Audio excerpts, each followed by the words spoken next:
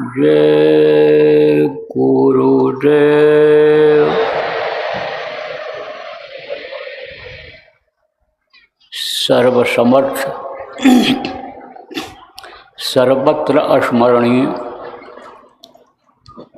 दाता दयाल दीन बंधु कृपा निधान परम पूज्य गुरु जी महाराज, उपस्थित महान विभूतियाँ, प्रबुद्ध नागरिक, साधक सत्संगी, बच्चे एवं बच्चियों, आज 15 मई 2026 सायंकाल के बेला आश्रम उज्जैन में गुरु महाराज का 14वां वार्षिक भंडारा संपन्न हो रहा है। कई दिन का कार्यक्रम ये हो गया आपका। 3 दिन का तो घोषित था, लेकिन 2-3 दिन पहले से ही शुरू हो गया।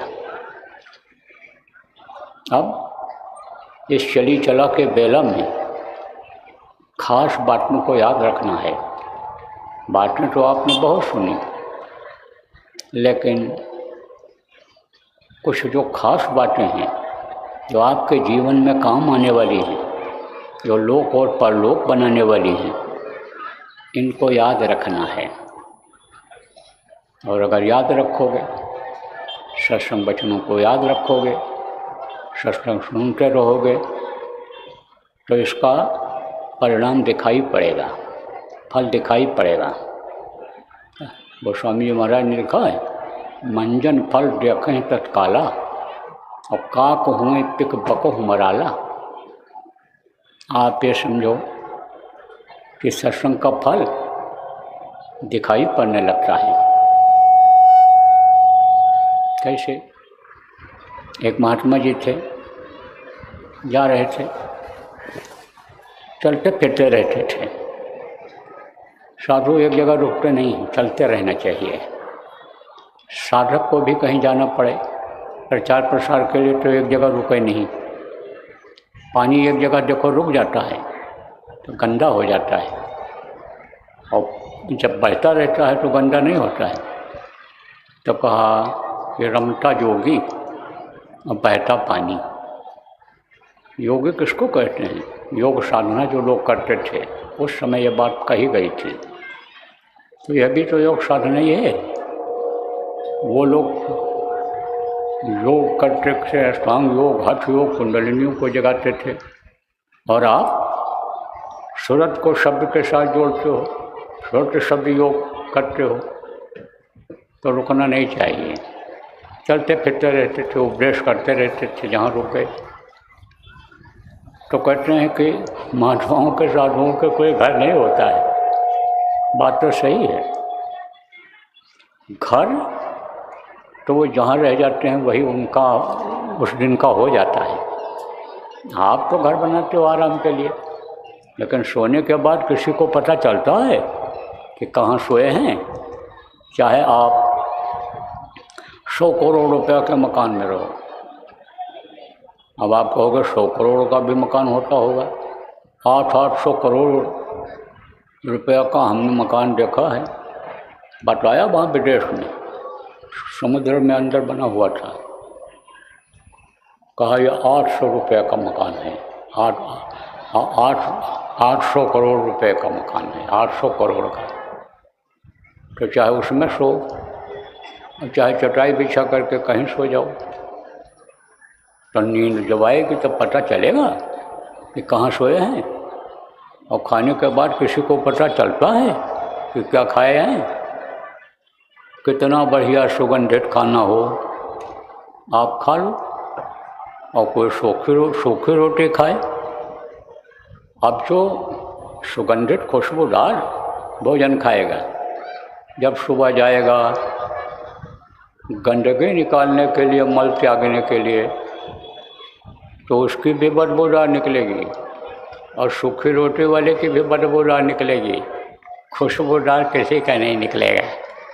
तो कहते हैं कि घाटी के अंदर गया कि मिट्टी हुआ, तो अब आप समझ लो प्रेमियों, लेकिन इसी के पीछे आदमी परेशान है। बहुत से लोग आप भी परेशान हो। तो एक जगह रुक गए, सोपाकी थे। सोपाकी किसको कहते हैं? खुद बनाते खाते थे।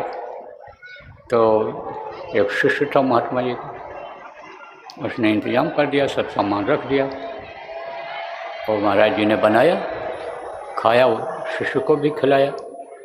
तो थक गए थे चलते चलते, थोड़ा कहे आराम कर लें, तो लेट गए। वहीं सामने एक राजा का महल था। तो जब महात्मा जी आराम करने लग गए तो लड़के ने सोचा कि बहुत बढ़िया महल है, चल करके देख आऊँ। राजा लोग महल बनवाते थे तो खोल देते थे पहले राजा को देखने के लिए, लोग जाते थे देखने के लिए, राजा की ड्योढ़ी, राजा का मकान सब देखते थे। तो लड़का चला गया। तो वहाँ का राजा क्या करता था, साधु विद्वानों को सब देखता तो बुलवा लेता था, कह रखा था कोई दिखाई पड़े तो उसको ले आना मेरे पास।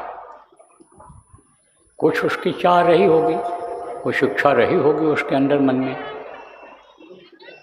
ठीक इच्छा अभी प्रकट करेगा वो। तो जब लड़का गया देख रहा था तो इसको बुला के ले गए। आदर सत्कार हुआ, साधुओं का बड़ा सम्मान था। और साधु के साथ लड़का रहता था, वो भी साधु वेश में था। वो माल तो खूब खाया, क्योंकि राजा के यहाँ जब कोई जाएगा तो उसी तरह का स्वागत होगा, गरीब आदमी के यहाँ जाएगा तो उसी तरह का होगा। तो माल मिला खाने का। सब लोग कहते थे ना, राज द्वारे साध जन, तीन बात को जाएं, क्या माया क्या मीठा क्या मान। राजा के यहाँ भोज के लिए जाते थे, खाने के लिए जाते थे, सम्मान मिलता था और दान दक्षिणा मिलता था। तो उनके यहाँ जाते थे महात्मा लोग और वो सेवा करते भी थे। तो खाया, फिर तो उसके बाद में खिलाने के बाद साधुओं से सवाल करता था राजा, और जो जवाब दे ले जाते थे उनको तो इनाम दे करके विदा कर देता था, और जो सवाल का जवाब नहीं दे पाते थे उनको बंद कर देता था जेल में कि तुम साधु नहीं हो, सवादु हो, खाने के चक्कर में घूमते रहते हो। तो खाया तो माल लड़के ने, लेकिन जब सवाल किया तो जवाब नहीं दे पाया तो कर दिया बंद जेल में। तो जेल में क्या करते थे, चक्की पिसवाते थे, क्योंकि ये चक्कियाँ थी नहीं, और रोटी खाना रहता था जेलियों को कैदियों, तो उन्हीं से पिसवाते थे। उन्हीं से अब भी भंडारा वगैरह चलवाते हैं, वही सब करते हैं। वहाँ का सारा सर सफाई, सारा इंतजाम वही करते हैं। गाय बैल अगर हैं वहाँ पर तो उसका भी इंतजाम करते हैं, ज़मीन है तो खेती भी वही करते हैं। वहीं पर कारखाना वगैरह लगा दिया है, उसमें वो काम करते हैं, सीखते हैं, मिस्त्री भी बन जाते हैं, उसमें कपड़ा बुनना और ये सब सीख जाते हैं। तो ये वहाँ बंद हो गया और कहा चलो चक्की पीसो। अब बेचारा चक्की पीसने लग गए। इधर महात्मा जी की आँख खुली तो आवाज़ लगाया, कहाँ चला गया। इधर उधर खोजा, देखा नहीं मिला। तब ध्यान लगाया तो देखा छुआ तो जेल में चक्की पीस रहा है। घटना कैसे हुई, चक्की पीसने की नौबत कैसे आई, जेल पहुंचा कैसे। जब इस चीज़ को देखा तो कहा अरे ये तो फंस गया मेरा चेला, अब इसको तो निकालना चाहिए। गुरु और शिष्य का, चेले का बड़ा नज़दीकी रिश्ता होता है। जैसे बाप और बेटे का रिश्ता होता है, ऐसे गुरु और शिष्य का रिश्ता होता है। तो बेटा कहीं जब फंस जाता है तो बाप उस फंसाव से निकालता है, और नहीं अगर निकालता है, गुरु शिष्य को अगर मुसीबत से नहीं बचाता है तो कहा हरे शिष्य जन शोक न हरे, और सो गुरु घोर नरक में पड़े। नरकगामी होना पड़ता है कि चेला बनाते तो चले जाओ, लेकिन दुख तकलीफ उनकी न दूर कर पाओ। चेला तो लगा है अपने भाव भक्ति प्रेम में, श्रद्धा में लगा हुआ है, सेवा भरपूर कर रहा है, रात दिन जग करके कर रहा है, और तुम उसके लिए कुछ न कर पाओ, तब नरकगामी होना पड़ता है। तो बोले भाई उसको तो छुड़ाना पड़ेगा। तो गए वहाँ, तो ले गए लोग, बैठाए। राजा से कहा कि भाई एक साधु आए हैं, महात्मा आए हैं, बोले उनको कुछ पानी पत्ता पिलाओ, जलपान कराओ। महात्मा जी ने मना कर दिया, कहा पहले अपने राजा को बोलो, सवाल का जवाब ले लें, उसके बाद तब मैं कुछ सोचूंगा। अब राजा आया, महात्मा ने कहा बोलो राजन, क्या प्रश्न है आपका, कौन से सवाल का जवाब चाहते हो। तब उन्होंने कहा हमको आप ये बताइए कि सत्संग का क्या फल मिलता है, सत्संग सुनने से क्या लाभ होता है। महात्मा ने कहा कि आप राजन सुनना चाहोगे या अपनी आँखों से देखना चाहोगे। अरे बोले महाराज आँखों से दिखा दो तो इससे अच्छा और क्या होगा, जब तक ना देखूँ अपनी नैना, तब तक न मानूँ किसी की बहना। मैं तो ये सिद्धांत बनाए हुए हूँ कि बातों पर विश्वास उतना नहीं होना चाहिए जितना आँखों से देख करके विश्वास किया जाए। बहुत से लोग देखो शंका कर लेते हैं और दूसरे की बातों पर विश्वास कर लेते हैं और उसके साथ विश्वासघात हो जाता है। इसलिए कोई भी चीज़ हो गंभीरता से ले करके और फिर उसका पता लगाना चाहिए और फिर निर्णय लेना चाहिए। तब कहा हमको महाराज दिखा दो तो बड़ी अच्छी बात है। तब बोले चले जाओ राजा, नदी के किनारे जो जंगल में बह रही है उसी के किनारे चले जाओ, दाहिने हाथ की तरफ मुड़ जाना, वहाँ पर एक टीला दिखाई पड़ेगा पहाड़ जैसा, उस पर एक ऊंचा पेड़ है, उसी पेड़ पर तुम चढ़ करके बैठ जाना, फिर सवाल का जवाब मिल जाएगा। नहीं मिलेगा तब मेरे पास आना, मैं यहीं पर हूँ। तो राजा गया, पहुँच गया मुकाम पर, पेड़ पर चढ़ भी गया, लेकिन बैठा रहा, कुछ दिखाई नहीं पड़ा। कुछ समय बीत गया जब और समय आया तब उसने देखा राजा ने कि एक आदमी आया झाड़ू लेकर के और ज़मीन की सफाई करके चला गया। थोड़ी देर के बाद दूसरा आदमी आया, उसने गलीचा कालीन बिछा दिया ज़मीन में, वो भी चला गया। थोड़ी देर के बाद कुछ दिव्य आत्माएं उतरी और उस पर आकर के बैठ गई। फिर राजा देखता है कि जब वो लोग बैठ के इंतज़ार करने लगे तो एक सिंहासन ऊपर से उतरा और उस सिंहासन में एक दिव्य पुरुष बैठा हुआ है और वो थोड़ी देर तक बैठ करके वहीं सत्संग करता है, लोगों को सुनाता समझाता है और उसके बाद वो सिंहासन फिर ऊपर चला जाता है और वे लोग जो आए थे दिव्य पुरुष वो सब वापस चले जाते हैं। गलीचा कालीन बिछाने वाला भी आकर के अपना समेट करके लपेट करके ले करके चला जाता है। तो बैठा रहे राजा कि आप क्या हो रहा है देखें। तो काफ़ी देर तक बैठे रहे। बोले भाई अब कुछ ये हमारे समझ में आया नहीं, अब महात्मा जी से चल करके पूछेंगे कि इसका क्या मतलब निकला। उतरने ही वाले थे तब तक उधर से एक काला कलूटा कुरूपी उसके ऐसे उंगलियां टेढ़ी आ रहा है, आया और जहाँ सत्संग हुआ था उसी ज़मीन पर लेटा, लौटने लगा। इसे थोड़ी देर तक लौटता रहा, धूल मिट्टी लग गई उसके शरीर में। उसके बाद फिर उसने उसको साफ किया, झाड़ा, कपड़े अपने झाड़े। तो देखते हैं राजा ये तो बिल्कुल निर्मल हो गया, स्वच्छ साफ हो गया, अच्छी काया हो गई इसकी। तब उतर करके गए राजा, पूछे भाई आप कौन हो। बोला मैं एक पापी हूँ, दिन भर इतना पाप करता हूँ कि पाप मुझे काला कर देता है। मैं सोचता तो हूँ कि मुझे सत्संग मिल जाए, लेकिन मिल नहीं पाता है। तो मैं जब शाम को छुट्टी पाता हूँ तो आता हूँ यहीं पर लौट लेता हूँ, तो फिर मैं निर्मल हो जाता हूँ। रात भर इसी तरह रहता हूँ, सुबह भी इसी तरह रहता हूँ, लेकिन दिन में मेरा रूप रंग ये बदलता चला जाता है धीरे धीरे, और शाम तक मैं बिल्कुल जैसे पहले आप देखे थे उसी तरह का हो जाता हूँ।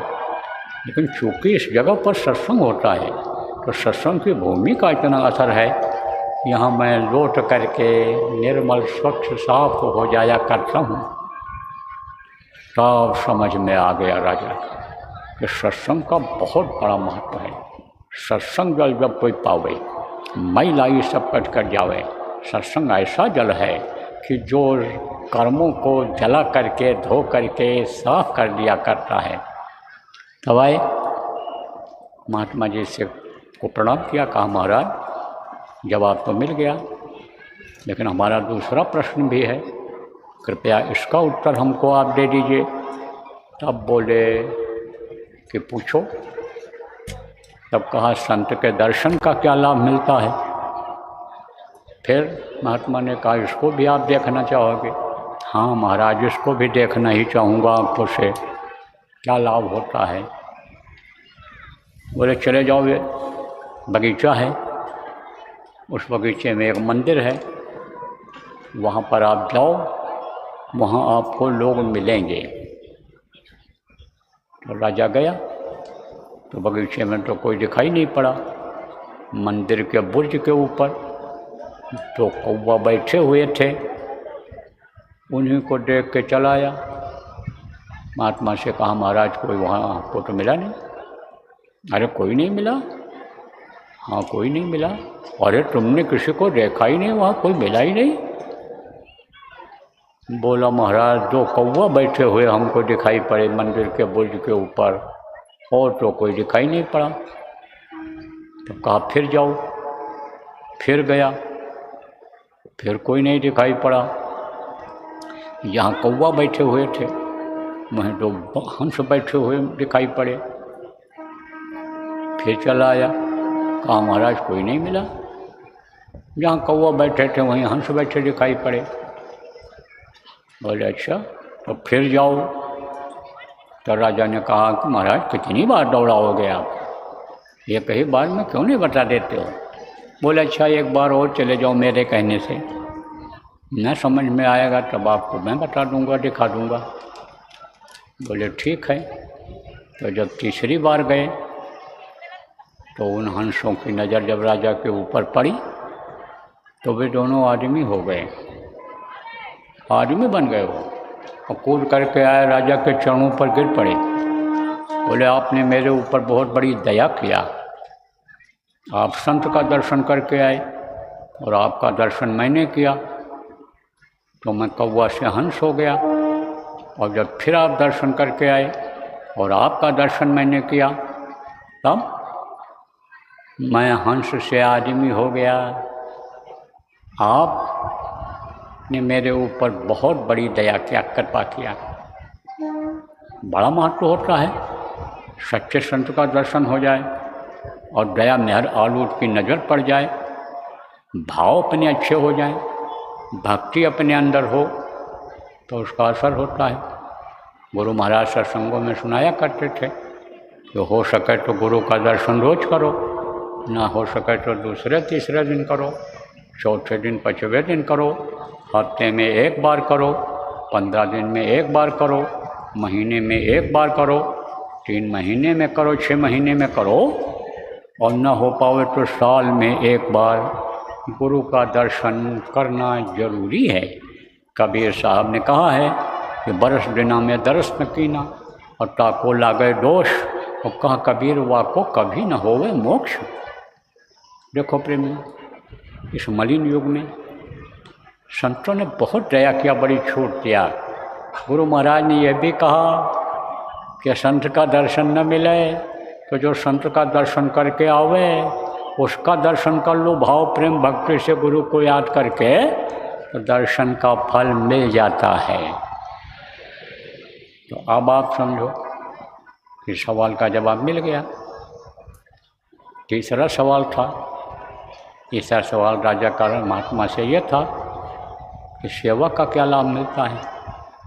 महात्मा जी ने कहा चले जाओ उसी नदी के किनारे, बैठ जाना थोड़ी देर पेड़ की छाया में, तो इसका भी उत्तर मिल जाएगा राजन। और राजा गए, पेड़ के नीचे बैठ गए, तो देखते हैं कि एक नौजवान लड़का मरा पड़ा हुआ है। मालूम पड़ता है कि अभी इसके प्राण निकले हैं, क्योंकि उसमें कोई सड़न गलन बदबू अभी नहीं आई है। तो राजा देखते हैं कि मर गया पड़ा हुआ है। सोचते हैं भाई है कौन, कहाँ का है, क्या करेंगे, कैसे खबर देंगे। हमारे राज्य में देखो ये मरा पड़ा हुआ है नदी के किनारे। तब तक देखता है कि जंगल के जानवर आने लगे मांस खाने के लिए, तो उसके शरीर को सूं सूं करके कई जानवर चले गए, कोई उसका मांस खाया ही नहीं। तो एक भूखा सियार आया, तो कहते हैं भूखे में नमक भी अगर मिल जाए तो वो भी जो है वो मेवा मिष्ठान की तरह से लगता है। सूखी रोटी मिल जाए तो पुआ पकौड़ा खीर की तरह लगता है वो।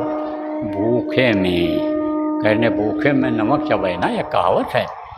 तो अब आप बे समझो प्रेमियों, भूखा था तो बराबर उसने यानी एड़ी से लेकर के अंगूठे से लेकर के और सिर तक वो सूंघता चला गया, कहीं का मांस नहीं खाया।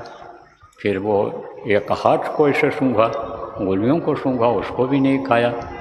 फिर दाहिने हाथ को सूंघा, उसको भी नहीं खाया।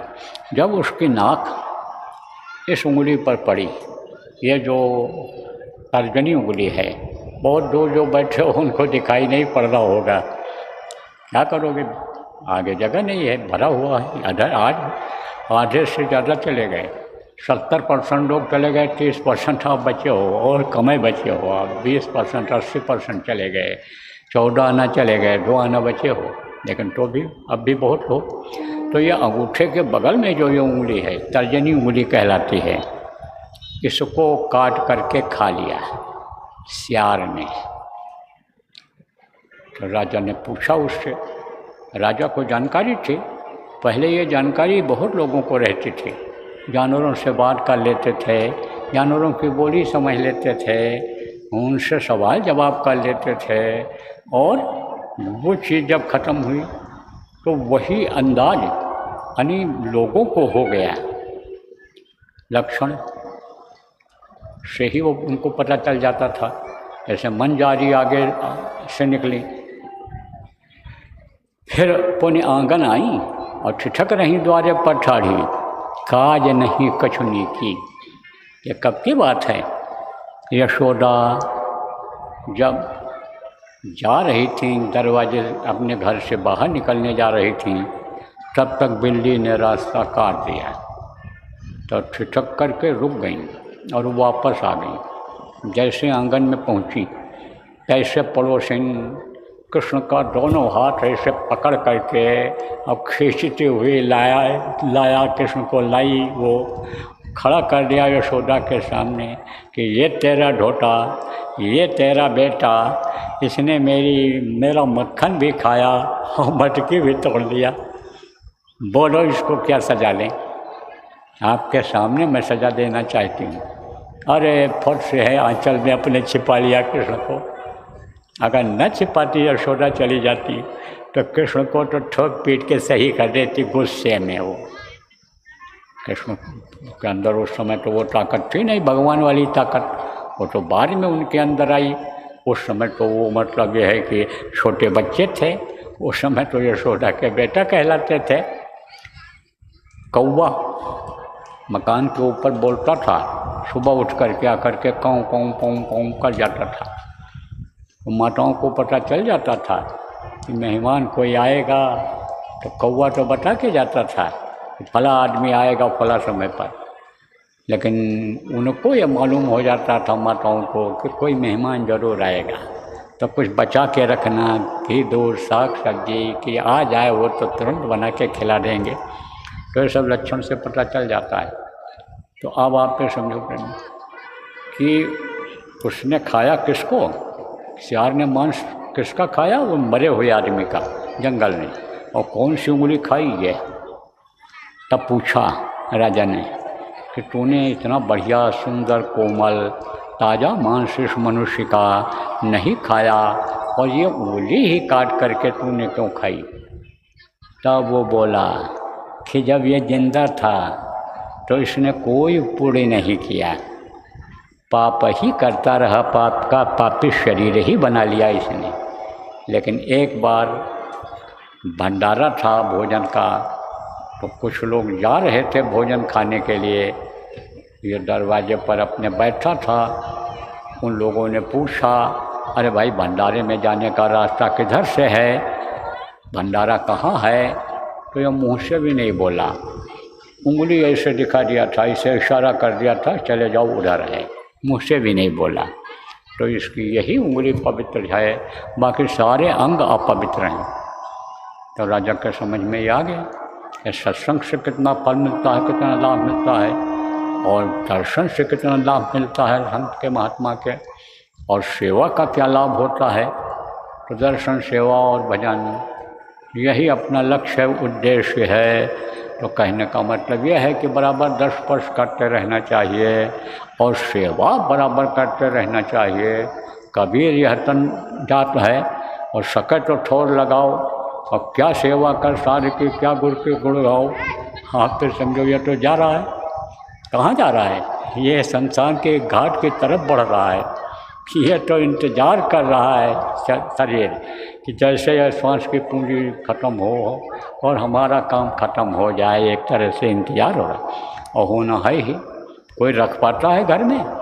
मरने के बाद 2 घंटा भी नहीं रखते हैं, कहते हैं ले जाओ इनको जलाओ, नहीं तो मिट्टी खराब हो जाए। इस हीरा जैसी काया को लोग मिट्टी बताने लगते हैं, मिट्टी कहकर ले जा करके जला देते हैं, ज़मीन के अंदर दफना देते हैं। तो प्रेमियों, सत्संग का फल बहुत मिलता है।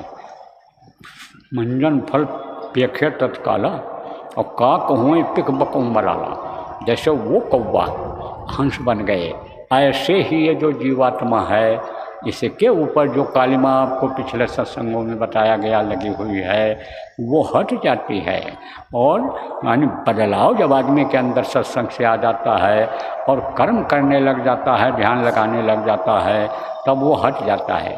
तो यही जीवात्मा हंस रूप हो जाती है, यही जीवात्मा मोती चुगने लग जाती है, जो इस समय पर अनेक कौवा के रूप में गंदी चीज़ों को खा रही है।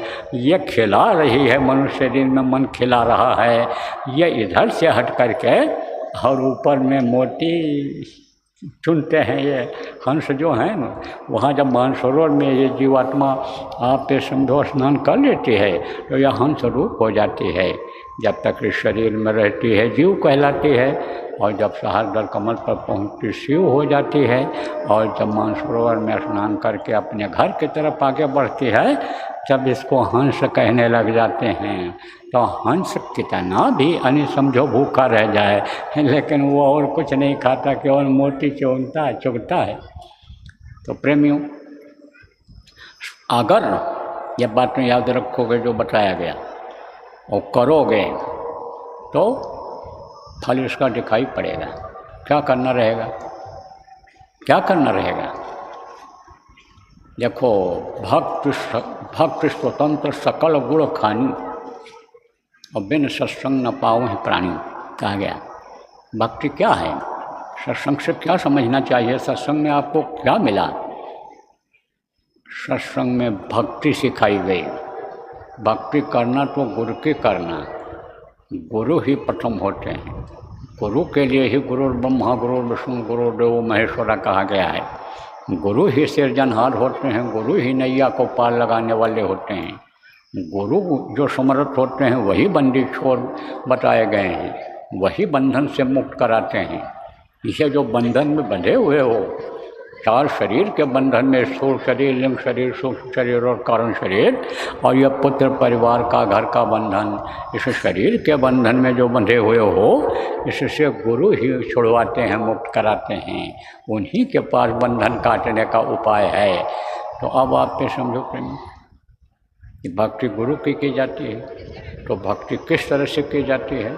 भक्ति दो प्रकार की होती है, एक बाह्य भक्ति होती है और एक आंतरिक भक्ति होती है। तो बाह्य भक्ति क्या है? बाह्य भक्ति यह है कि जैसे गुरु लोग होते थे, उनके जो चेला होते थे वो लिमिटेड यानी थोड़े होते थे, तब तो उनकी सेवा करते रहते थे। तो गुरु लोग आज भी हैं। अब गुरुओं की सेवा सब लोग थोड़ा कर पाते हैं, जिनको मानने वाले ज़्यादा लोग हैं या शिष्य ज़्यादा हैं, कर ही नहीं सकते। अभी सब लोग कहें हम पैर दबाएंगे, तो पैर दबाएंगे तो हाथ रखने की जगह नहीं रहे। और अगर कहीं झगड़ा हो गया आपस में कि हमको दबाने दो, हमको दबाने दो, तब तो आफत हो जाएगी। या यही हो जाए 2-2 मिनट दबाओगे, फिर जल्दी जल्दी दबा के हड्डी तोड़ के चले आएंगे। तो दो चेला थे, अब वो सेवा करते थे गुरु, पैर दबा रहे थे, जल्दी जल्दी दबाए। अब जल्दी जल्दी दबाए तो दूसरा फिर दबाने लग गया जल्दी उसको। तो उसने उसके पैर में मारा, कहा तुम अपना पैर क्यों नहीं दबाते हो? गुरु पैर में मारा और हाथ से धकेला, कहा अपना पैर दबाओ, इसको दबाओ। अरे गुरु ने कहा अरे तुम तोड़ डाल रहे हो पैर, तुम ये नहीं समझ रहे हो कि इसका पैर है कि मेरा पैर है। तो अब सोचो क्या हाल होगा। तो वो कोई न कोई सेवा बताते हैं कर्मों को काटने के लिए, मनमुखता को ख़त्म करने के लिए, गुरुमुखता लाने के लिए। तो वो होती है बाह्य भक्ति। जैसे देखो प्रेमियों, गुरु महाराज हमको आपको बता के गए, क्या बता के गए कि लोगों को शाकाहारी नशा मुक्त बनाओ, लोगों को चरित्रवान बनाओ, लोगों को सतयुग देखने के लायक बनाओ। वो बता करके गए कि अगर यानी आप ये समझो कि सतयुग देखने के लायक लोग नहीं बने तो सतयुग आने के पहले बच्चा चेहरा कछू भर निकल जाएगा। ये प्रार्थना उस समय गाई जाती थी। ये तो प्यारे सभी हानि समझो, हानि शेष जाओ कि अगर तुम यानी समझो कि नहीं भक्ति किया, नहीं आदेश का पालन किया, सतयुग के लायक लोगों को नहीं बनाया, सतयुग के लायक लोग नहीं बने, तो कचूमर निकल जाएगा। कचूमर किसको कहते हैं? जैसे रोड पर कोई गाड़ी जा रही हो, ट्रक जा रहा हो और अचानक कोई कुत्ता आ जाए और ट्रक उस पर चढ़ जाए तो उसकी हड्डी पसली सब अलग हो जाती है, उसी को कचूमर निकलना कहते हैं। तो आप ये समझो कि हालत ख़राब हो जाएगी। इसलिए लायक बनाना है। एक युग जब जाता है और दूसरा युग जब आता है, तब दोनों में लड़ाई होती है, संघर्ष होता है, और संघर्ष की चक्की में जो पड़ते हैं वो पिस जाते हैं। कबीर साहब ने कहा कि चलती चक्की देख कर दिया कबीरा रोए, दो युग पाटन के बीच में साबित बचा न कोय। वो देख रहे थे, क्या देख रहे थे कि युग जब बदलेगा तो मरेंगे कटेंगे। त्रेता गया तब देखो मरे, द्वापर गया युग बदला तब लोग बहुत मरे, बहुत जन धन की हानि हुई। उनको मालूम था कि कलयुग जब जाएगा और सतयुग आएगा तो उसमें भी बहुत मरेंगे। तो बेचारे रो दिए, देखो कैसे मर रहे हैं, कैसे ये अनी समझो अकाल मृत्यु में जा रहे हैं। लेकिन उनका लड़का था कमाल, तो पहले कमाल का साथ गलत पड़ गया था। कहते हैं ना, संगत ही गुड़ होत है, संगत ही गुड़ जाए, बाँस 5 और मिश्री एक भाव बिकाए। मिश्री के अंदर रस्सी पड़ी रहती है, बाँस का टुकड़ा पड़ा रहता है और वो भी मिश्री के भाव बिक जाता है, तो साथ का असर हो गया और वो चोर हो गया, चोरी करके माल लाने लगा। तब उन्होंने देखा तो कहा उपजा पूत कमील का, बूढ़ा वंश कबीर का, उपजा पूत कमाल, और हरि का सुमिरन छोड़कर घर ले आया माल। यह तो चुरा चुरा के लाया। तब उन्होंने उसको सुधारना शुरू किया, अपने पास रखना शुरू किया, प्यार से समझाना शुरू किया। देखो बच्चों को अगर मारा जाए, पीटा जाए, तंग तराश किया जाए, तो कहीं अगर वो रिएक्शन में आ गए तो वो गलती करने लग गए। कहीं ऐसा ना हो कि किसी दिन वो मतलब या और को छोड़ डालने जाने दे दें। इसलिए प्यार से समझाया जाता है, और प्यार से समझाने पर जब न माने तब ये नहीं है कि मार ही डालो, उनको तोड़ दो हाथ पैर। धीरे से कहने दो कि याद रखना इस चीज़ को कि तुम गलती फिर नहीं करोगे।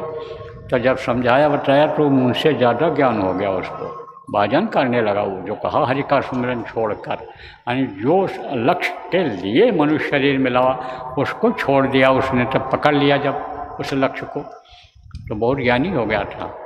तो देखा उसने चलती चक्के देख कर, तो चलती चक्के देख कर हंसा कमाल ठठाए और कील सहारे जो रहे सो साबित बच जाए। हाथ की चक्की होती है तब बीच में एक लोहे की कीली होती है, एक आधार होता है, उस आधार के किनारे किनारे जितने भी गेहूँ होते हैं वो सब बच जाते हैं। किनारे किनारे के गेहूँ सब बच जाते हैं, जो आधार के किनारे कीली के जिसके सहारे चक्की चलती है उस कीली के किनारे किनारे के गेहूँ सब बच जाते। तो कहा कील सहारे जो रहे सो साबित बच जाए। तो कील क्या है? कील कौन होते हैं? खंभा कौन होते हैं? डूबते हुए को बचाने वाले गुरु ही होते हैं। तो गुरु के वचनों को अगर मान लिया जाए, पकड़ लिया जाए, गुरु के आदेश के पालन में अगर लग जाया जाए तब तो बचत हो जाती है। तो बचना भी है और बचाना भी है। आगे का समय विनाशकारी, और बचे वही जो नाम आधारी, नाम को जो पकड़ लेगा।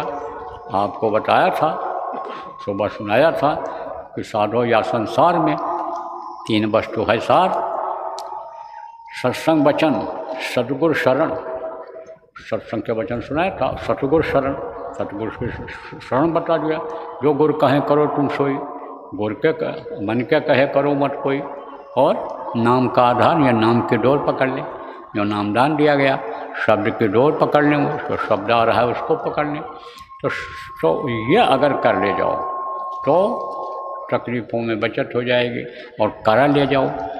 अब ये तो मुश्किल काम लगता है लोगों को। यहाँ तो मजबूरी थी, यहाँ तो अब उठो तो कैसे उठो, पब्लिक उधर से आ गई और फिर बैठे हैं सब लोग और आँख बंद किए हैं, ध्यान लगाए हैं।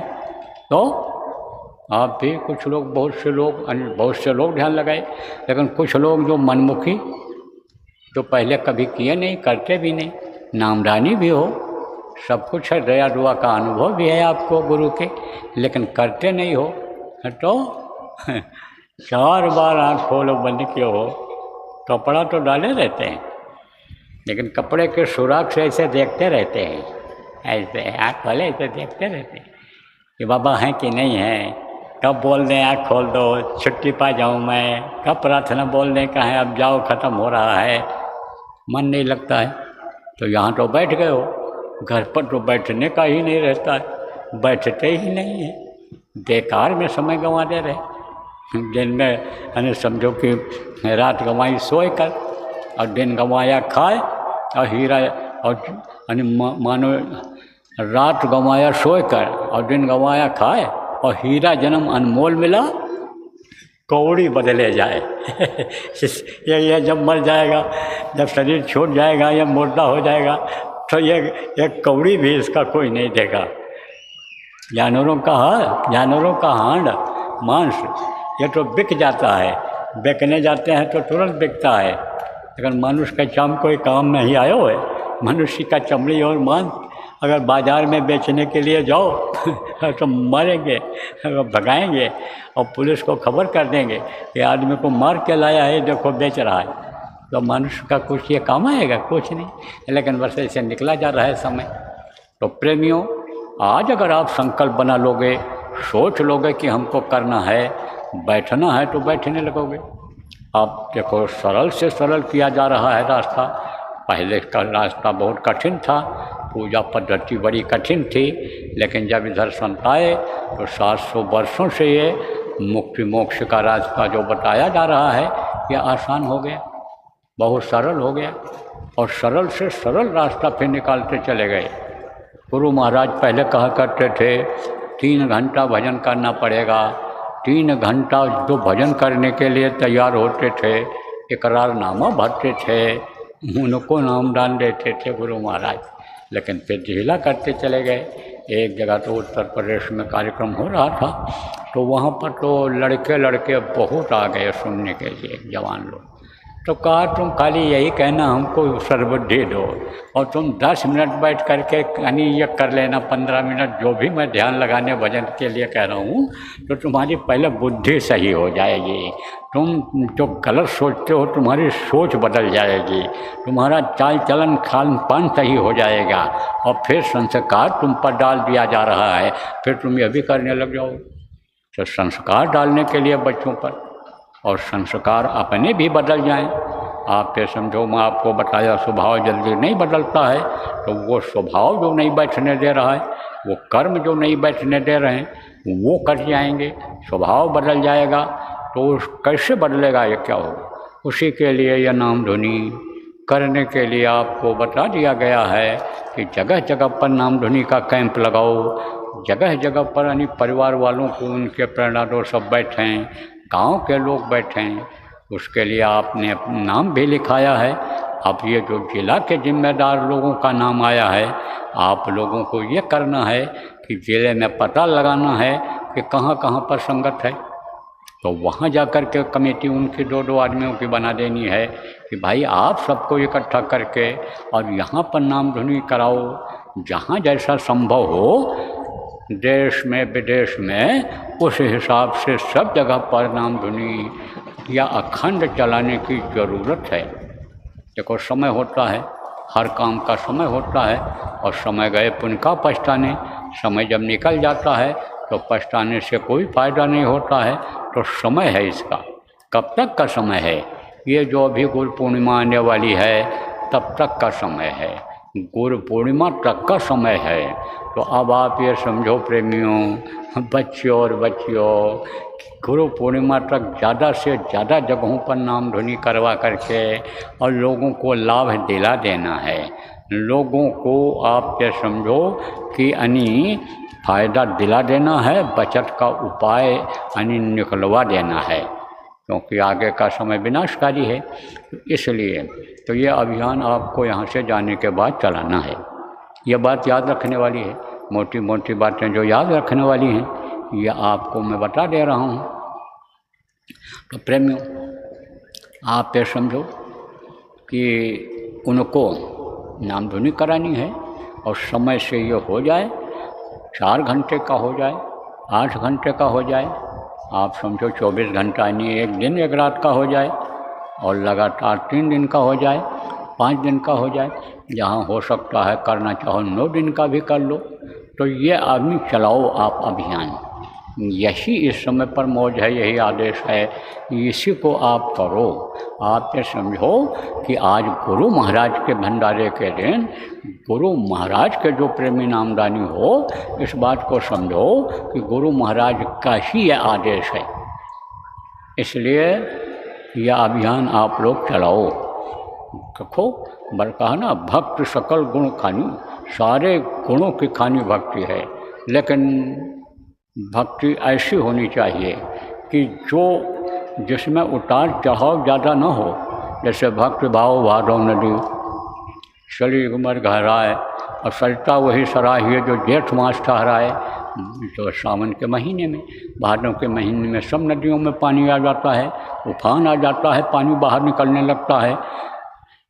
कीमत सबकी रहती है, लेकिन जो नदी इस समय सूख गई उसको कोई याद करता है, उसकी कोई कीमत है। लेकिन जिस नदी में इस समय बैसाख जेठ के महीने में पानी रहता है, उसी की कीमत है, उसी का महत्व है।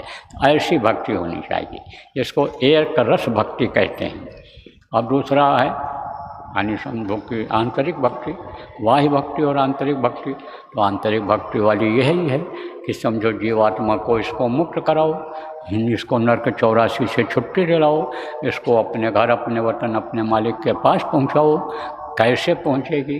यही भजन के द्वारा, सत्संग के द्वारा ये पहुंचेगी। तो ये भक्ति है। भक्ति आपको बताया कि भगत हो जाता है। वो कौन भगत हो जाता है? जिससे उसको प्रेम हो जाता है, उसका वो भगत हो जाता है।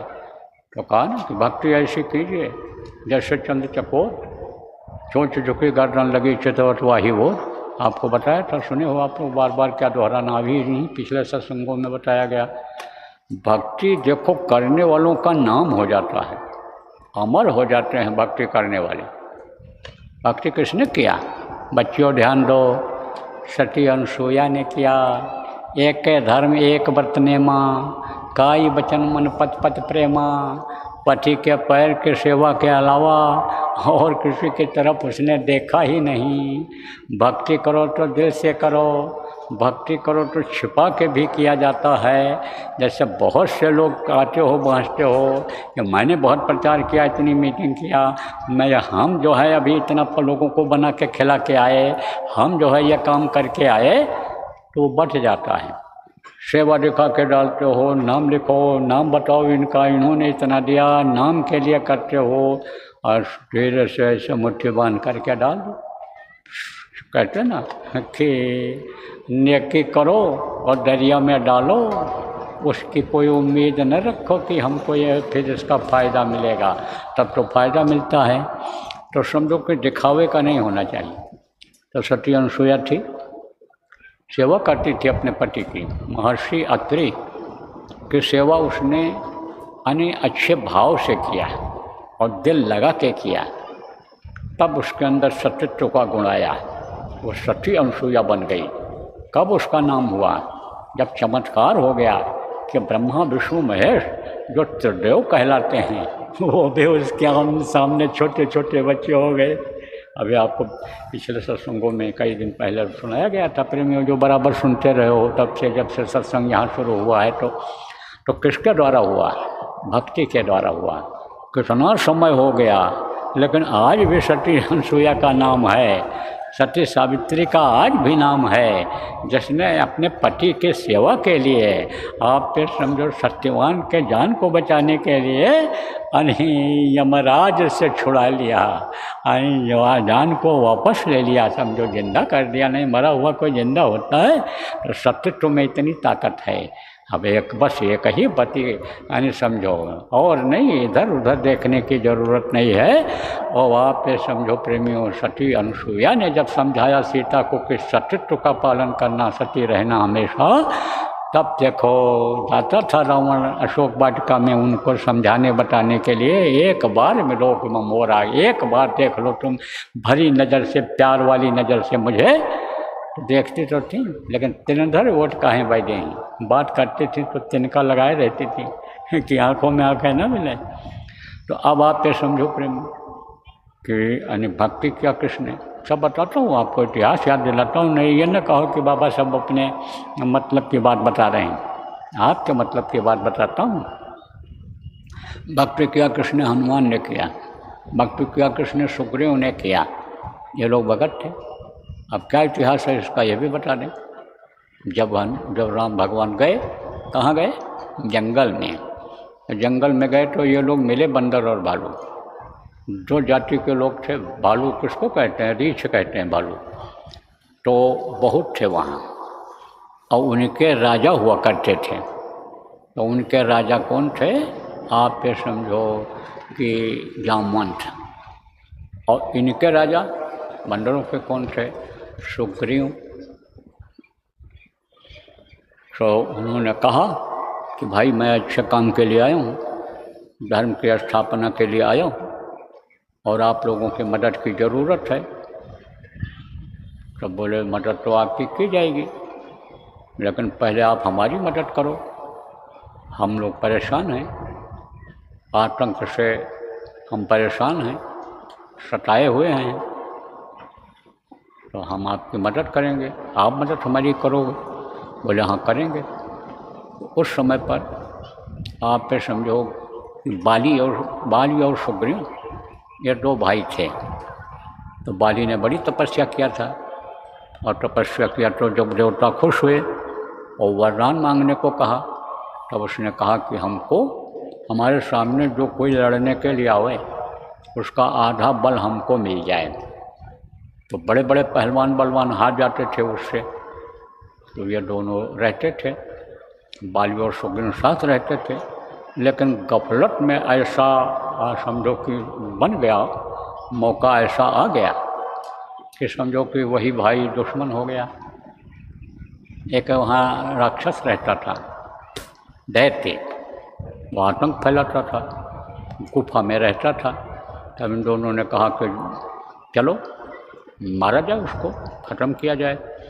गए तो बाली ने सुग्रीव से कहा कि देखो दोनों लोग वहाँ जा नहीं सकते, गुफा है और गुफा में कैसे छिपेंगे, कैसे क्या करेंगे और कैसे उससे लड़ेंगे, तो आप यहाँ रहो बाहर। सुग्रीव को कहा और मैं जाता हूँ, बाली ने कहा, और उसका आधा बल जब हमको मिल जाएगा तो हम उसको मार के गिरा देंगे, ख़त्म कर देंगे। तब उन्होंने इनसे कहा कि इन्होंने कहा ठीक है। तो कहा कि देखो परखो मोई एक पखवाड़ा और नहीं आयो तब जाने मारा, यहाँ इंतज़ार कर लेना कुछ समय तक, और जब नहीं आऊँगा तब तुम वापस चले जाना और ये शिला या पत्थर यहीं सुरंग के दरवाजे पर लगा देना है। तब कहा ठीक है। काफ़ी बड़ी शिला थी, पत्थर था। तो कहा कि तुम बलवान हो, तुम इसको लगा सकते हो। आप समझो आपके मार दिया सुग्रीव ने उसको। किसको मारा? नहीं, उन्होंने बाली ने मार दिया। किसको मारा? दैत्य को। लेकिन दैत्य ने भी तो मारा, दैत्य भी मारेगा। कोई एक दो मारोगे तो एक ज़रूर मारेगा, जब तक मर नहीं जाएगा। तो जब लड़ाई होती है तो दोनों का नुकसान होता है। जैसे इस समय लड़ाइयाँ हो रही हैं उधर पश्चिमी देशों में, दोनों का नुकसान हो रहा है, किसी का ज़्यादा किसी का कम। तो लड़ाई अच्छी नहीं होती है, लेकिन विनाश काले विपरीत बुद्धि, बुद्धि ही वैसी हो जाती है तो लड़ाई का वही कारण बन जाता है, लड़ाई हो जाती है। तो लड़ाई हुई तो इनको भी तकलीफ हुई, इनको भी मार पड़ी, लेकिन मार गिराया इन्होंने। जब मार गिराया और खून बहा तो वो बह करके खून यहाँ सुरंग तक आ गया। रास्ता जहाँ नीचे से था, अंडरग्राउंड जिसको कहते हैं, वहाँ तक आ गया, वो सुरंग के इधर तक आ गया। तो खून बहता जब देखा आपने समझो, तब उन्होंने कहा सुग्रीव ने कि मेरा भाई मारा गया, अब चलो वापस चलते हैं। तो वही पत्थर लगा करके चला गए।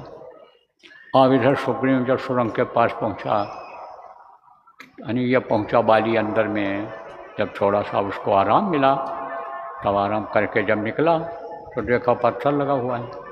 तो क्रोध से लाल हो गया और कहा कि जान करके वो ये लगा करके चला गया कि मेरा भाई मर जाए तो इसकी सारी संपत्ति हमको मिल जाए। तो किसी तरह से, बलवान तो था ही, किसी तरह से मेहनत करके समय तो लगा, लेकिन उस पत्थर को, शिला को हटा दिया वहाँ से। और जब आया तो मारा इनको। गफलत में ये बात हो गई, अब गुस्से में मारा और भगा दिया और उसकी औरत को भी छीन लिया, सुग्रीव के रख लिया अपने पास उसको। अब ये बेचारे कहाँ जाए, इधर उधर बगैर, कहीं मारेगा फिर देखेगा, फिर मारेगा, जब गुस्सा आएगा तो फिर मारेगा, मार ही न डाले। उसके सामने कोई टिकटा भी नहीं है, कोई मददगार भी नहीं होगा।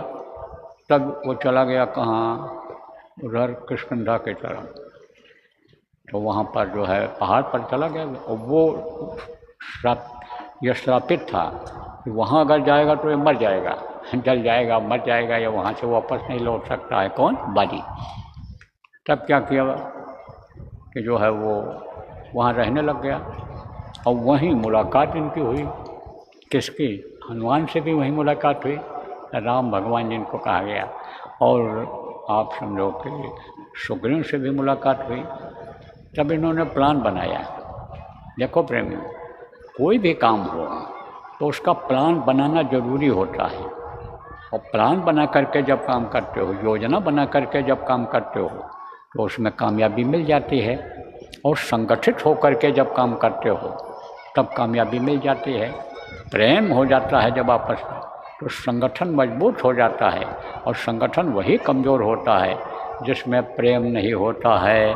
तो प्रेम, जितने भी अन्य कार्यकर्ता हो आप संगत के, उनको आपस में प्रेम रखना चाहिए, द्वेष नहीं रखना चाहिए, ईर्ष्या द्वेष नहीं करना चाहिए। समझना चाहिए कि हम जिस प्रभु को याद करते हैं, जिस प्रभु को मानते हैं, जो प्रभु हमारे ऊपर दया करते हैं, उन्हीं की अंश जीवात्मा इनके अंदर भी तो है।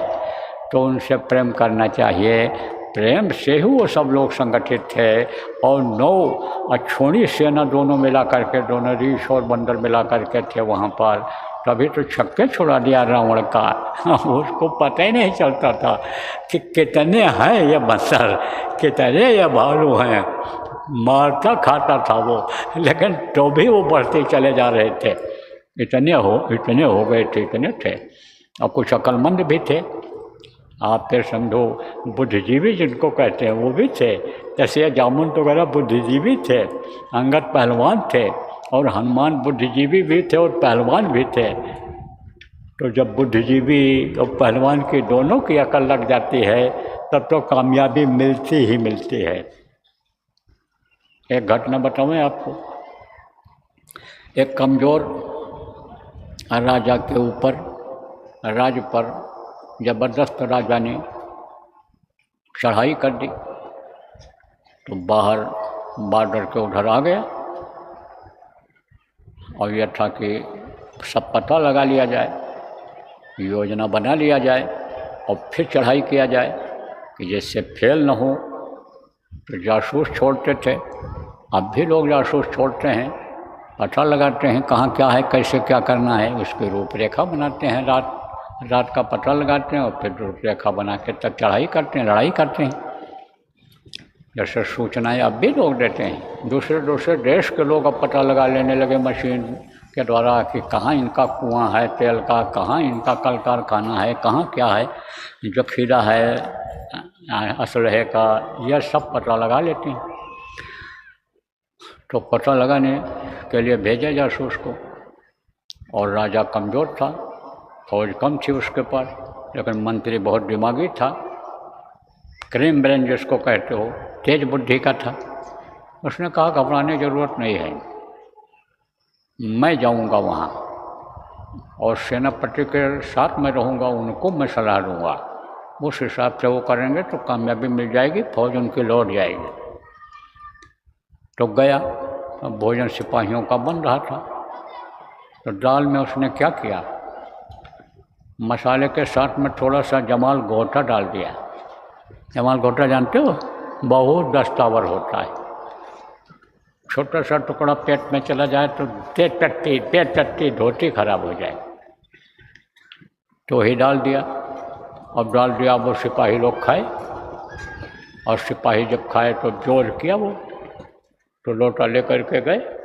अब एक तरफ से ऐसे लाइन लग गई, कितने लोगों की लाइन लग गई, और 100 200 ऐसे जाने लग गए, लोटा लेकर मैदान बैठे। अब फिर उधर से आए, जैसे लोटा धोया, हाथ पैर धोया, कुल्ला किया, जैसे फिर जोर कर दिया। लेकिन अब फिर गए और जासूस गया, बताया वहाँ, कहा इतनी फौज कि शाम से ही टट्टी जाने लगे और सुबह तक वो नहीं ख़त्म हुए, बहुत ज़्यादा फौजी हैं उनके पास। अब वो कहाँ हैं, देखने में तो कम लग रहे हैं, लेकिन कहाँ छिपे हैं, वो कहीं छिपा रखा है और वो आपका हमला कामयाब नहीं होगा। अब आप ये समझो कि पहले तो बैठ करके करते थे, अब बैठ करके करने फिर बाद में मौका ही नहीं रहेगा, खड़े खड़े ऐसे करने लग गए। अब उनको ये दिखा टोबे लगाए हुए हैं, ये टोब लग गई एक तरफ से, भाग गए, चले गए। तो कहते हैं कि अकल बड़ी की भैंस, तो अकल लगाया उन लोगों ने, बुद्धिमान थे वो लोग। तब योजना बनाया, योजना बना करके, और ये हुआ कि भाई मारा जाएगा। राम ने कहा हम मार देंगे, उसको ख़त्म कर देंगे, अत्याचारी का अंत तो करना ही करना है, इसी काम के लिए तो हम आए ही हैं। काल रूप तिनका मैं भ्राता, शुभ और शुभ कर्म फल जाता, मैं काल को उसका सज़ा दूंगा, यानी काल के जीव का जो काल का काम करता है उसको मैं सज़ा दूंगा, ख़त्म करूंगा। तब गए, पेड़ के ओर से बाण चला करके उसको ख़त्म किया था। मालूम था इनको, कृष्ण को, इनको राम को मालूम था कि वो वरदानी है, उसके सामने जाएंगे तो आधा बल हमारा ले लेगा, तो बड़ा मुश्किल हो जाएगा जीत पाना। इसलिए पेड़ के ओर से तीर चलाए। तो वो इनको पहचान गया, बाली पहचान गया। मरते समय कहा मैं बैरी सुग्रीव प्यारा, और कारण कौन नाथ मोहि मारा, मुझे क्यों मारा, वो समझ गया ये नाथ हैं, यह वक्त के महापुरुष हैं। जैसे वो आपके लंकनी का सुनाया था आपको कि लंकनी पहचान गई कि यह साधारण बंदर नहीं हनुमान जी, यह राम के दूत हैं। कहा कि जाओ प्रवेश नगर के जय सबका जा, अरे रात अंदर में जाओ प्रवेश करो।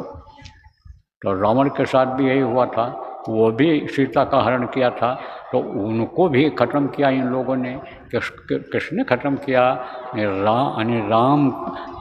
राम के जो सेना का रामादल जो था, उसके जो हनुमान मुखिया थे, हनुमान ने उसको यानी समझो कि उनकी भक्ति ने, इन लोगों की भक्ति ने उसका विनाश किया, रावण का विनाश किया।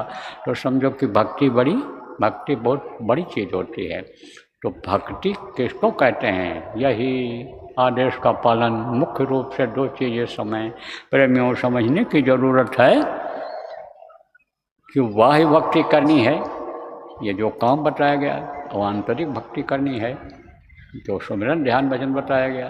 तो दोनों अगर कर ले जाओगे तो हमको ये उम्मीद है आज भंडारे के दिन कि गुरु महाराज आपके ऊपर दया जरूर करेंगे।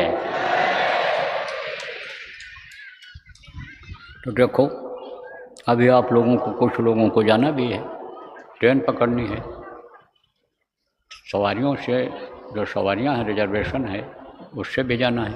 तो बस वाले लोग तो रात को जाना, कहीं रुक जाना, अपनी गाड़ी से भी कोई जाओ तो रात को रुक जाओ, 11 बजे तक चलो, उसके बाद रात को मत जाना, कहीं रुक जाना। गर्मी का महीना है, जहाँ थोड़े बहुत लोग हों, कोई पेट्रोल पंप हो वहाँ कुछ लोग रहते हैं, कोई ढाबा हो वहाँ भी कुछ लोग रहते हैं, कहीं भी जहाँ जगह में एक दो आदमी सामान की रखवाली के लिए जगते रहना, बाकी लोग ज़मीन में बिछाओ, बढ़िया हवा चल रही है, सो जाओ और ड्राइवर को सुला दो। अब फिर अपना सुबह जब हो जाए 4 बजे चल दो, 3:30 4 बजे चल दो आप, और फिर चले जाओ। और ड्राइवर के बगल में जो लोग बैठो वो, उनको नींद नहीं आनी चाहिए, क्योंकि नींद उसको भी आने लगती है, ड्राइवर को भी, तो नींद आ जाएगी तो सबके जान का खतरा पैदा हो जाएगा। इसलिए बराबर उसको चाय चू पिलाते रहना, बीच में भी यानी समझो कि नींद ना आवे उसको, कोई चीज़ दे देना, चना चबेना रखा रहे वहीं खाता रहेगा, नमकीन है, चना है, ये खाता रहेगा, लेकिन रात को मत चलना, रात की यात्रा अच्छी नहीं होती है। तो आप समझो जो ट्रेन वगैरह से जाने वाले हो चले जाना, अब तो सबको आदेश है, पूछना नहीं है, वही लोग रुकेंगे जिनकी जिम्मेदारियां हैं, या आपका लाउड स्पीकर खोलने का, बिजली खोलने का, पानी का कनेक्शन जो आपने दिया था वो खोलने का, कुछ सेवादार वो अपने हिसाब से ही यानी जिनको कहेंगे रुक जाना है, सब सफाई वालों को, बाकी सबके लिए आदेश है। तो अब जाने से पहले तो एक बार इकट्ठा बैठ करके ध्यान भजन कर लो थोड़ी देर, आप सब लोग डालो कपड़ा ऊपर, कपड़ा डाल लो और आंख बंद करो, मुंह बंद करो और दूर देखो अंधेरे में, दृष्टि को टिकाओ, मन को रोको, कुछ समय तक आप ध्यान लगाओ और उसके बाद फिर भजन पर बैठ जाना। फिर कान में उंगली लगाना और आवाज़ को पकड़ने की कोशिश करना। कपड़ा सुमिरन में भी डाले रहें, ध्यान में भी डालेंगे, सुमिरन तो अब करना नहीं है, कल सुबह करना रहेगा, लेकिन ध्यान और भजन अभी कर लो, दोनों में कपड़ा डाले रहना। सामूहिक रूप से इतने लोग फिर अब मौका मिले ना मिले, नहीं मिलेगा, ऐसा मौका फिर नहीं मिलता है कि वही लोग वही समय और उसी स्थान पर जितने लोग इस समय हो, वो सब आपको मौका जीवन में नहीं मिलेगा कि बैठ करके एक साथ ध्यान भजन करो। बैठ जाओ, जब समय पूरा हो जाएगा आवाज़ लगेगी तब आँख और कान खोल देना।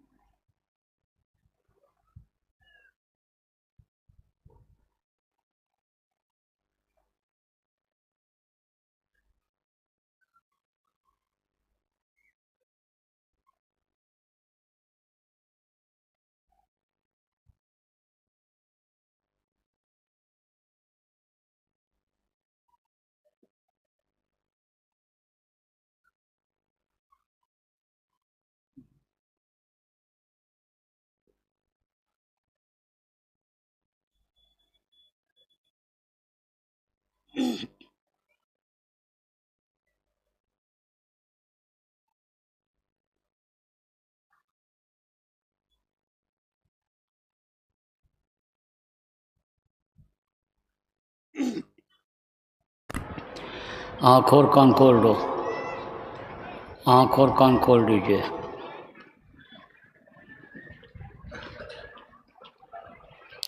देखो प्रेमियों, जो लोग दूर दूर ठहरे हो, जहाँ के सब लोग चले गए, थोड़े लोग बचे हो तो नज़दीक में जहाँ ज़्यादा लोग हैं वहाँ पर आ जाना अपना बिस्तर उठा के। और अगर टेंट वेंट का कोई सामान वहाँ छूट गया होगा तो उसको उठा करके लाना, अपने वहाँ कार्यालय में रख लेना, तो जिम्मेदार लोग पहुँचा देंगे। और सुरक्षा व्यवस्था मजबूत होनी चाहिए। तो जिस जिस क्षेत्र में अभी लोग रह गए हो वहीं आपस में ही आप राय मिला लो कि भाई 4 घंटा 4 लोग जग जाएंगे, फिर 4 घंटा, 4 घंटा, 5 घंटा या 6 घंटा का आप अपने हिसाब से बना लो हिसाब। तो अपने सामान की रखवाली नहीं करता है आदमी, और मान लो अगर कोई घटना ही घटी तो क्या मालूम आप ही का एक बैग चला जाए। तो हर आदमी को ये जिम्मेदारी अपनी महसूस करनी है कि भाई सुरक्षा हमको करनी है रात को। तो कल सुबह ध्यान भजन यहीं पर होगा, उसके बाद में फिर कल से कुछ नहीं यहाँ, और फिर उसके बाद में फिर अब सत्संग बहुत सुनाया, अब खाली सत्संग को आप बातों को पकड़ो और करो, सुनने से ज़्यादा कोई फ़ायदा नहीं हुई। तो बोलो जय गुरुदेव, जय गुरुदेव, जय गुरुदेव, जय गुरुदेव नाम किसका, जय गुरुदेव नाम किसका, प्रभु का पावन नाम,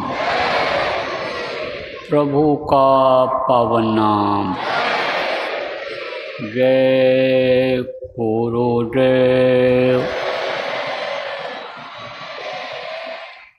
विनय करूं मैं दो कर जोरे, सतगुरु द्वार तुम्हारे।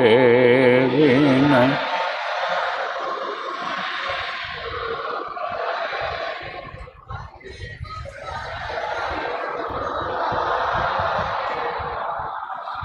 मीनाग्रत दीपयारती साजू, दो अखियन मझधारे। मीनाग्रत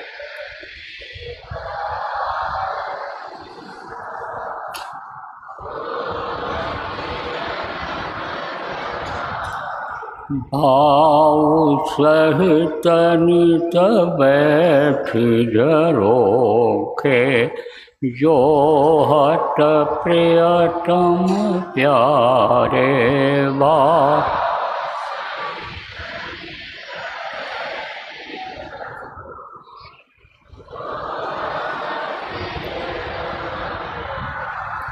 पगध्वनि सुनो श्रवण ही अपने, मन के काज विसारे।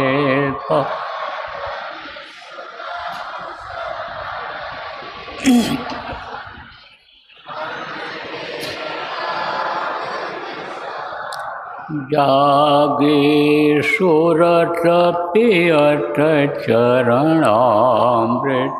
पियत पियत होई न्यारे।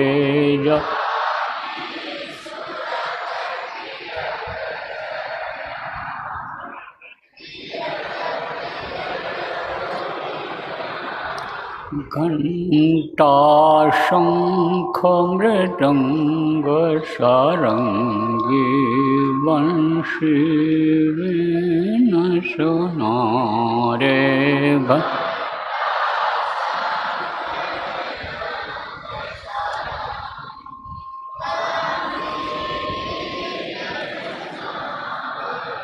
जय गुरुदेव आरती करते करते गावत जय जयकार जय।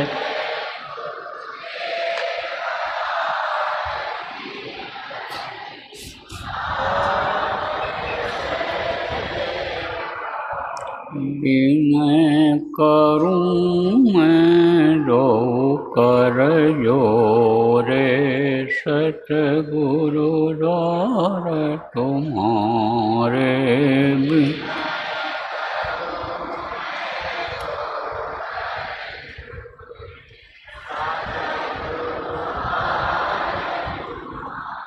बिन घृत दीप आरती साजूं, गोयकीन मजधारे बिन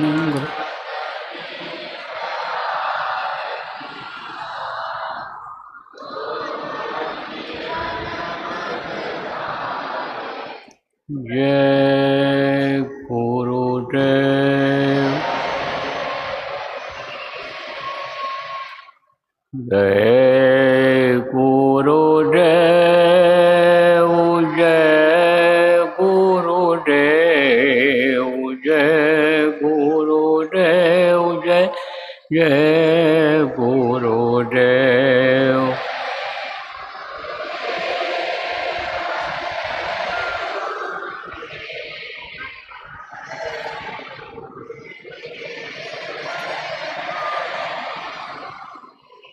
जय गुरुदेव जय गुरुदेव जय गुरुदेव जय जय गुरुदेव।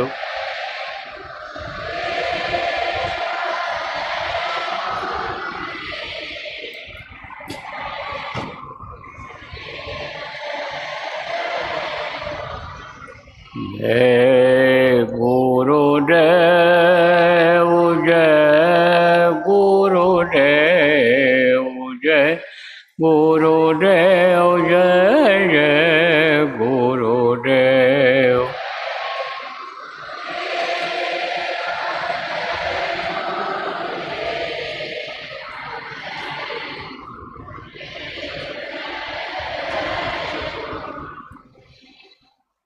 जय गुरुदेव।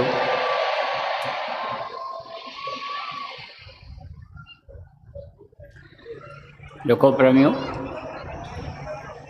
सेवादारों ने खूब मेहनत किया।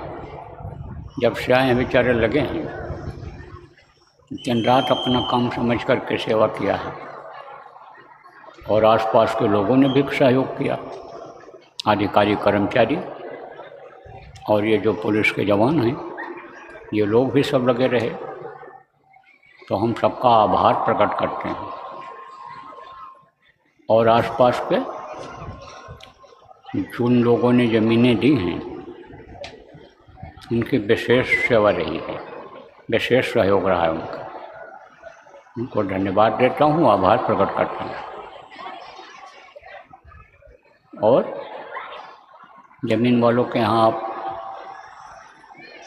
यहाँ का प्रसाद पहुँचा देना, जिम्मेदारों से कहना है कि आप प्रसाद पहुँचा देना और ये खेत वगैरह उनका जुताई करा देना कि जिससे बोने में आसानी हो जाए। गड्ढे गड्ढे मान लो खोद दिए और पर पाट करके बिल्कुल कोई दिक्कत न हो उनको।